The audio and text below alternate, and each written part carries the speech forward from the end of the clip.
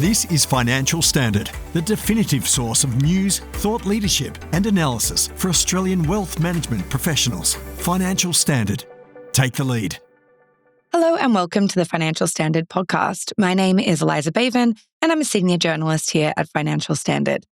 The corporate regulator has been cracking down on how super funds communicate with their members for mostly the better part of this year. In fact, ASIC Commissioner Simone Constant has said funds need to be treating members more like customers because that is the level of service that Australians are now expecting from their funds. And perhaps Constant is right. So to discuss the changing nature of how funds interact with their members and the things that Australians expect from their funds, I'm pleased to welcome MLC Chief Customer Officer Renee Howie to the show. Thank you so much for joining us, Renee. Thank you for having me, Eliza. So MLC has been around for close to 140 years. Not quite, almost there. Yes. But they have been a standing brand in Australia for long. I know you guys have recently kind of relaunched the Golden Egg, which we will get into. But I was wondering, what are your thoughts on the evolving needs of members today? Yeah, it's a really great question. And we've obviously been involved in ASIC's retirement communications review and are awaiting our outcome findings from that.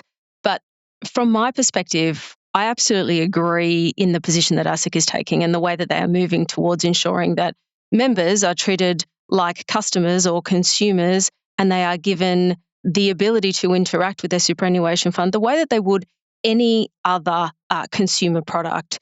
So if you think today around the way that consumers have the ability to both interact, transact, seek feedback, get help and advice from any other consumer product, whether it be anything from purchasing trainers or utilising a Netflix subscription or ordering a cab on Uber.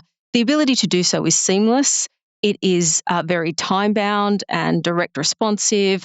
And also there are lots of ways that those brands help and support their customers to achieve the right outcomes. And I think that is exactly the same for superannuation. So we are keen to move forward into that space and so absolutely are supportive of the path that ASIC are taking. So yeah, when you mentioned things like Netflix, Uber, obviously these were big tech companies that have made a pretty impactful or have made a big impact on the world and how consumers kind of expect things to be more instant. Is that what MLC is trying to do? Is it supposed to be having this more instant gratification for members? And how do you go about doing that? I think there's two parts to it. First of all, I think number one, our role is to be supportive in members in what they need at any given time in their life cycle. And we understand that superannuation is something that individuals will hold for the majority of their lifetime, from when they start their first part-time role at 14 at the local chicken store to whether they are 65 and ending full-time work and moving into, an ability to draw down on their pension. That is a long relationship. And there are lots of life stages that members go through. And I think that it's very important that we are there and show up in the way that they need us during those life stages. So that's absolutely the first. And then the second is that I think that there has been historically, within the Australian community, but also within our industry, the narrative that super is for tomorrow. It's something that we don't think about today, that comes out of our salary in each of our pay packets and that we will see at the end of a long working career. And for MLC, we are very much focused on the ability to access it absolutely comes at the end of a very long, rewarding career. But actually your ability to make choices, your ability to choose the partner that you take on through that journey and the ability to be educated and guided through that so that you can ultimately, as we say, achieve a glorious retirement, whatever that looks like for you, those decisions and that action should start today. So I think there's two parts. I think there is definitely an industry narrative, but then I think there's also the ability to show up as customers need us in the life stages they need us throughout that partnership. And how do you kind of this is the eternal question, it's one thing for ASIC or Simone Constant or anyone to come out and say, funds need to be engaging more with their members. They need to be engaging better with their members. They need to be communicating better. But just because there's more communication does not necessarily mean that there's more member engagement. And it's always been this thing where, we're endlessly trying to make sure that people are engaging with their super. How exactly do you go about that? How do you find the right mixture between communicating and actually getting follow through? Yes, it comes down to understanding your members. So you are absolutely right, and we all see it. The inundation that we have within our email, SMS, social feeds of communication and content that comes from either brands we are engaged with or have been historically or are even interested in. And that is not relevant to us at that point in time in our life cycle. And I think that one of the importance is to ensure that it is relevant and that it is targeted.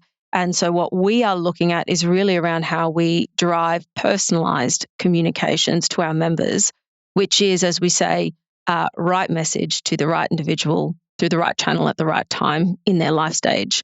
And that is something that a lot of industries have gotten have done very well historically. And it's definitely something that we're looking at focusing on, because otherwise it becomes noise. And otherwise individuals start to disengage entirely with the communication.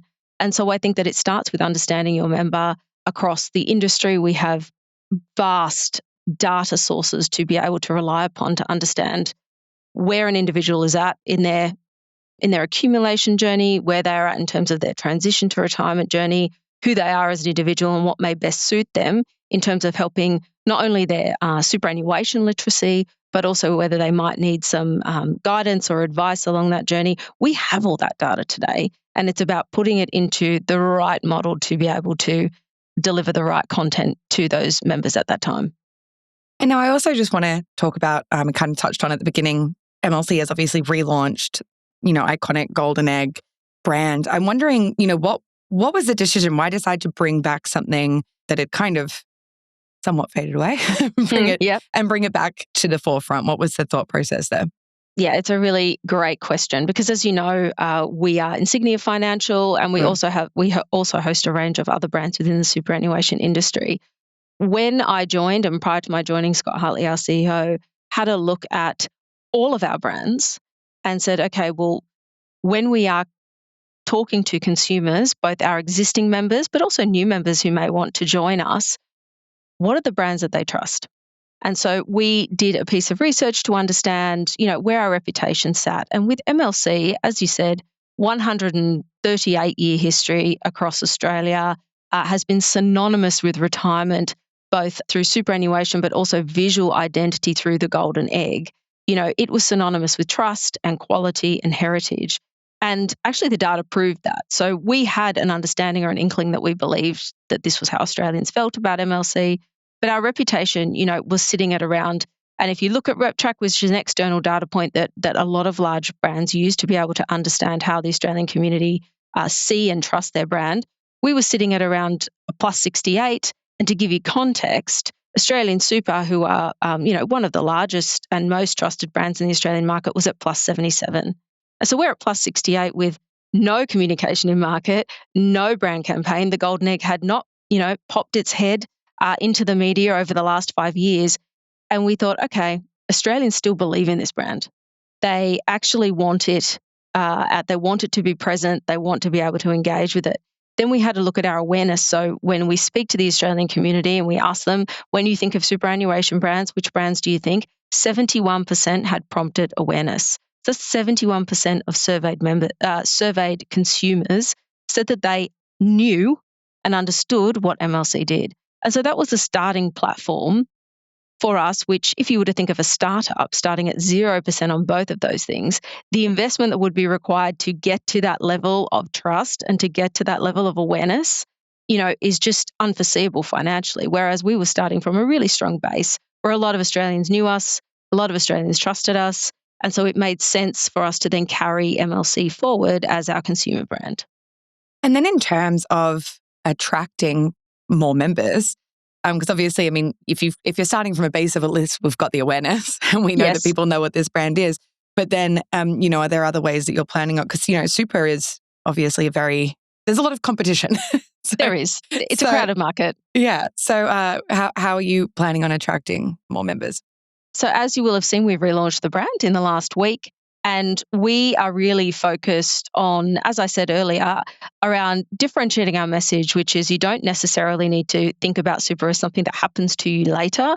Actually, you can take an active role in your superannuation and you can make decisions every day from the age that you start work that actually means that you can end up having a glorious retirement. And we have done that, yes, absolutely, with a bit of fun and with a bit of cheek, including Matt Berry. And we tried to cut through and actually start to have real conversations with Australians about what that might look like, as opposed to, showcasing individuals who are at the point of retirement, as we say, a retiree walking on a beach, holding hands while surfing. It's actually about being active and regardless of your life stage, you can start to take control today. So we've absolutely got the brand back out there. We also, alongside that, have ensured that we've got a product that is suitable for the Australian population. And so you will have most likely heard Scott speak about recently that historically we haven't had a retail, what we refer to as a front door, the ability for Australians to come and choose MLC as their superannuation provider. So we have renovated some of our products to make them retail competitive, so competitive to all of the other superannuation products in the market. And we have a lot of other ways that we are interacting and engaging with our both existing members, but also future members in terms of social interaction, communications, traditional advertising, as you would have seen, but ensuring that when we show up and individuals are considering switching their super fund, that we are bench fit, which we absolutely are, with strong long-term investment performance. I mean, our high growth fund has delivered 9.9% over the past 15 years up to 30 June 2025. And we've also got a really strong, fee schedule for a lot of those products. And we're rolling out a range of initiatives around free financial coaching, access to advice, those kinds of things. So we're not just looking at it from an acquisition perspective, we're looking at it from a holistic servicing for Australians and what we can offer them moving forward. Well, Renee Howie, thank you so much for joining us today. Oh, that's my pleasure. Thanks for having us. Thanks for listening to this Financial Standard podcast. For more information, visit financialstandard.com.au. Please keep in mind that the information discussed in this podcast is general in nature and does not consider personal circumstances. Reliance should not be placed on any content without further independent financial research and advice.